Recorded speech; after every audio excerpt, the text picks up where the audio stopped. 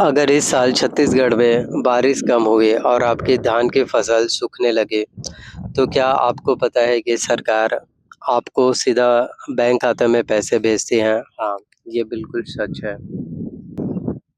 लेकिन इसके अलावा एक भयानक सच ये भी है कि हर साल हज़ारों, लाखों किसानों को इससे वंचित रहना पड़ता है, क्योंकि उन्हें यह पता ही नहीं है कि सूखे की स्थिति में मुआवज़ा पाने के लिए क्या करना होता है। तो इस वीडियो के आखिरी तक रुकिए, क्योंकि मैं आपको बताऊँगा कि सूखा पड़ने पर कैसे जो है साबित करें कि कितना पैसा मिलेगा और आप लोग मुआवज़ा के लिए जो है हकदार हैं या फिर नहीं। और वो 3 गलतियाँ जो सूखे के समय किसान भाई सबसे ज़्यादा करते हैं, जिनकी वजह से मुआवज़ा हाथ से निकल जाता है और नहीं मिलता। नमस्कार भाइयों और बहनों, मैं हूँ राहुल और आप देख रहे हैं Rahul learn information YouTube channel.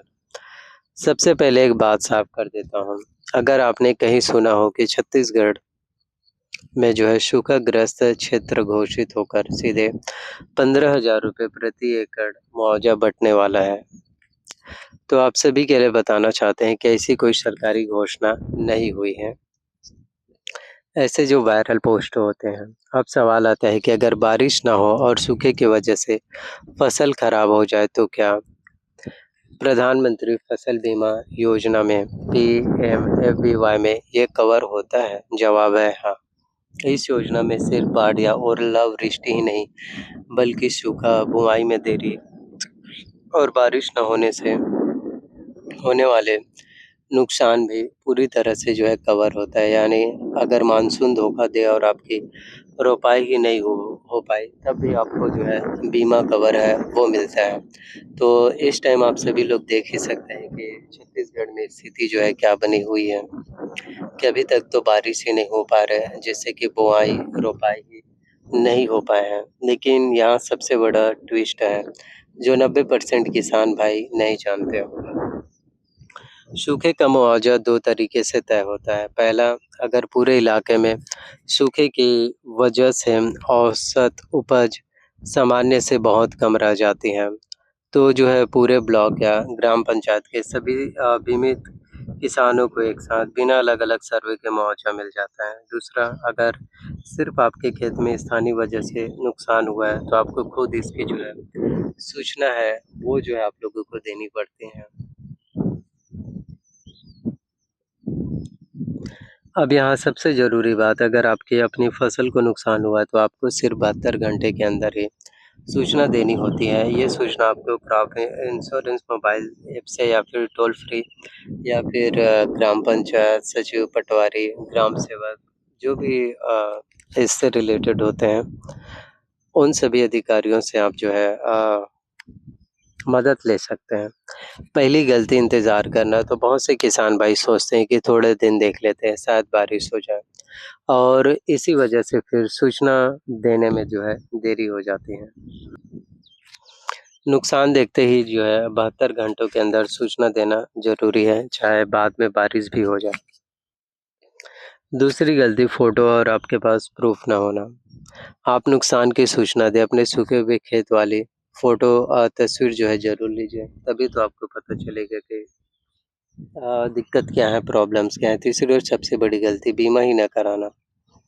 देखो, ये सुनने में बहुत ज़्यादा अजीब लगता है, लेकिन लगभग 75% 75% लोग होते हैं जो बीमा ही नहीं कराते हैं।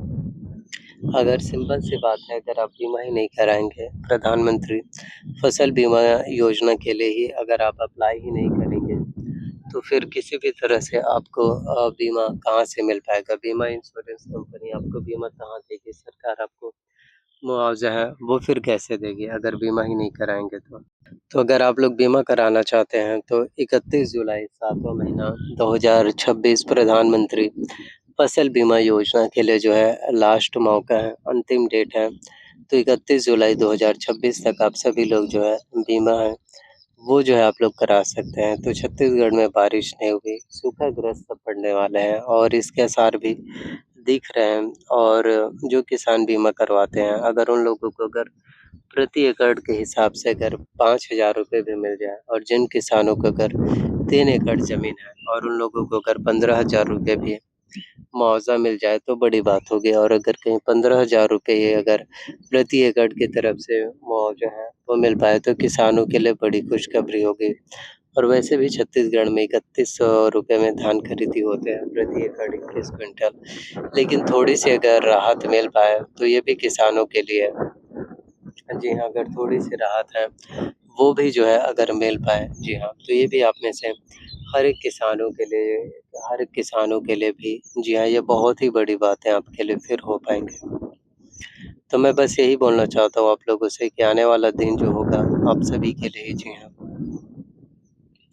आने वाला दिन जो होगा आप सभी के लिए, जी हाँ, आने वाला जो दिन है या फिर, जी हाँ, आने वाला जो समय होगा या आने वाला साल, वो भी आप सभी के लिए बेहतर होने वाले हैं।